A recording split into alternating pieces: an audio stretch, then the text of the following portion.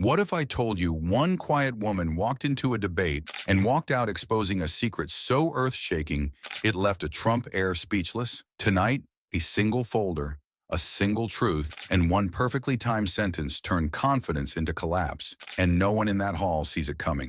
The hall was buzzing long before the event even began. Every seat was filled, people leaning forward like the night was holding a secret. It wasn't a gala.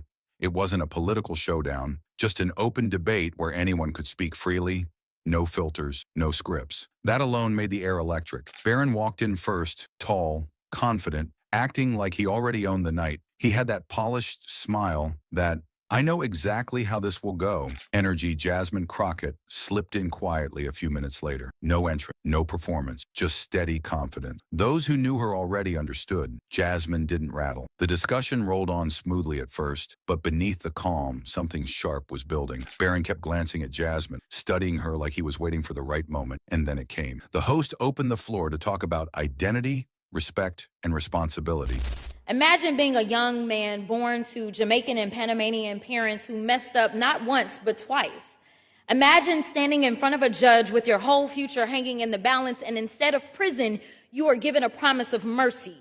Your record gets wiped clean. You get a second chance at life. Barron rose instantly, as if he'd been waiting for that exact word. He started off neutral, polite, almost boring. And then his tone shifted. He looked just slightly toward Jasmine and said, "It's interesting how some people claim one thing when their appearance suggests a heritage they don't talk about." A soft jab wrapped in a smile. A racist remark disguised as curiosity. The crowd stiffened. Everyone knew exactly who he meant. Jasmine didn't move. Not a flinch, not a blink. Her silence hit harder than any reaction. Barron waited for a crack in her composure, didn't get one. The tension in the room thickened, and the host tried to smooth over the moment, but it didn't matter. Something had been set in motion. Minutes later, Jasmine finally looked up and met Barron's stare. The room went silent. She stood slowly, calm as ever, and said, "You're wondering why I've been quiet. I wanted you to finish." Barron tried to smile, but it flickered. Jasmine reached into her bag and pulled out a sealed folder. The entire audience leaned, and Barron's eyes widened, his confidence wobbling for the first time. She opened the folder.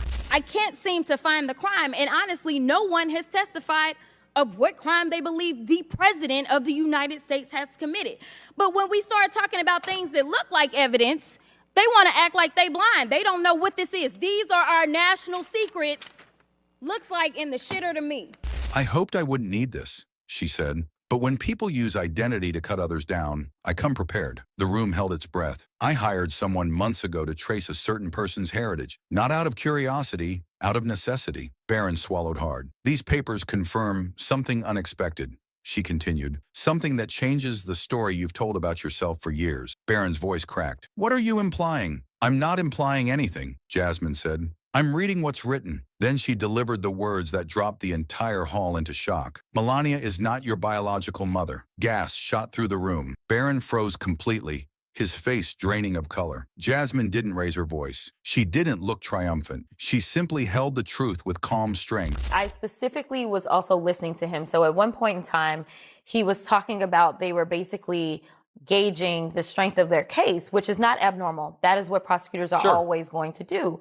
And basically, he said as a team, they came to the conclusion that the case was just too weak and it would be better if they had a guarantee of getting him into prison. "The tests were verified through a confidential lineage database," she added. "Multiple cross-checks, multiple confirmations." Barron stumbled backward. "This is fake. This is wrong." But his voice was thin, broken. Nothing like the confident young man who walked in ready to jab at someone else's identity. Jasmine stepped toward him. "Before you question mine," she said quietly, "find your real mother." The audience murmured, stunned. Barron looked small suddenly, exposed, unraveling. He tried to speak but kept choking on half-formed words. Every attempt made the truth heavier. Jasmine finished with one final line. "Identity is personal. It's not a weapon. And when you try to use it to diminish someone else, you often reveal more about yourself than them." The room fell into a thick, breathless silence. No applause, no chatter, just the weight of reality settling on everyone. Barron walked off pale and shaken, avoiding every eye in the room. He had come in expecting to control the narrative with a sly insult. Instead, Jasmine turned his own tactic back on him with quiet precision and absolute preparation. Jasmine left just as she arrived, calm, steady,